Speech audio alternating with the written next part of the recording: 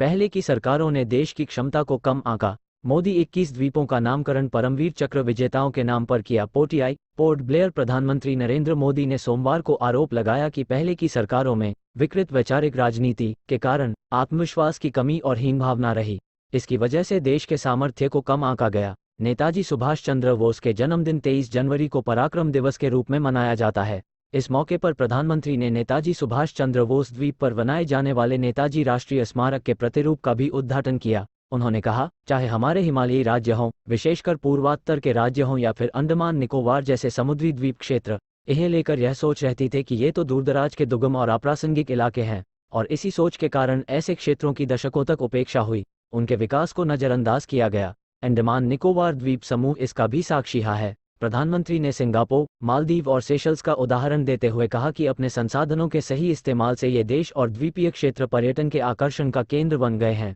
आज पूरी दुनिया से लोग इन देशों में पर्यटन के लिए जाते हैं। उन्होंने कहा कि ऐसा ही सामर्थ्य भारत के द्वीपों के पास भी है जो दुनिया को बहुत कुछ दे सकते हैं। उन्होंने कहा, लेकिन कभी पहले ध्यान ही नहीं दिया गया। हालात तो ये थे कि हमारे यहाँ कितने ने कहा कि पहले लोग अंडमान और निकोबार द्वीप समूह के प्राकृतिक सौंदर्य को देखने यहाँ आते थे, लेकिन आज लोग यहाँ इतिहास को जानने और जीने के लिए द्वीप हैं, कितनी टापू हैं, जिसका हिसाब किताब तक नहीं रखा गया। प्रधानमंत्री भी पहुँच रहे हैं। पीटीआई, आरएसएस और नेताजी का लक्ष्य एक ही। भागवत। पीटीआई, कोलकाता। राष्ट्रीय स्वयंसेवक संघ आरएसएस के प्रमुख मोहन भागवत ने सोमवार को कहा कि उनकी दक्षिणपंथी संगठन और नेताजी सुभाष चंद्र बोस का लक्ष्य एक ही है, भारत को एक महान राष्ट्र बनाना। आरएसएस और स्वतंत्रता सेनानियों की विचारधारा समान नहीं होने को लेकर जारी बहस के बीच भागवत ने यह बयान दिया है। आलोचकों का कहना है कि नेताजी धर्मनिरपेक्षता में विश्वास करते थे, जो आरएसएस की हिंदुत्व विचारधारा के विपरीत है। भारत के स्वतंत्रता संग्राम में नेताजी के योगदान की सराहना करते हुए भागवत ने सभी से बोस के गुणों और शिक्षाओं को आत्मसात करने और देश को विश्व गुरु बनाने की दिशा में काम करने का आग्रह किया।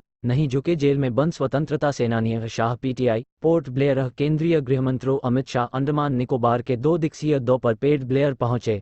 अधिकारियों ने बताया कि शाह ने सोमवार को यहां राष्ट्रीय ध्वज फहराया। उन्होंने बताया कि यह कहीं स्थान है जहां पर 30 दिसंबर 1943 को नेताजी ने तिरंगा फहराया था।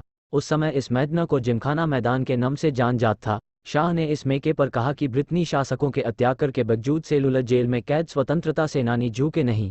पीएम मोदी ने सुभाष चंद्र बोस की जयंती पर युवाओं से भी बातचीत की। ये लोकप्रियता हासिल करने का तरीका। पीटीआई, कोलकाता। पश्चिम बंगाल की मुख्यमंत्री ममता बनर्जी ने सोमवार को आरोप लगाया कि अंडमान निकोबार में बदलने मकसद केवल लोकप्रियता हासिल करना है। उन्होंने कहा कि नेताजी सुभाष चंद्र बोस ने खुद ही 1943 में इन द्वीपों का नाम शहीद और स्वराज रखा था।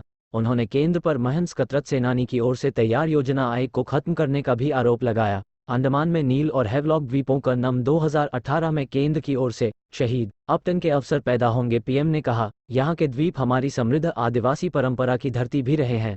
अपनी विरासत पर गर्व की भावना झस परंपरा के लिए भी आकर्षण पैदा कर रही है। नेताजी सुभाष चंद्र बोस से जुड़े स्मारक और अन्य प्रेरणा द्वीप और स्वराज द्वीप रखा गया था।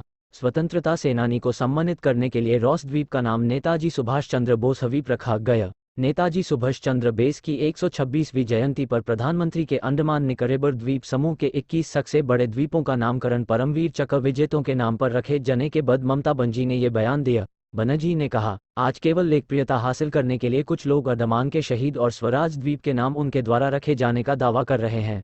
इन द्वीपों का नाम असल में बोस ने ही रखा था जब वह सेलुलर जेल का दौरा करने गए थे। स्थल देशवासियों में यहां आने के लिए उत्सुकता पैदा करते हैं। आने वाले समय में यहां पर्यटन के और असीम अवसर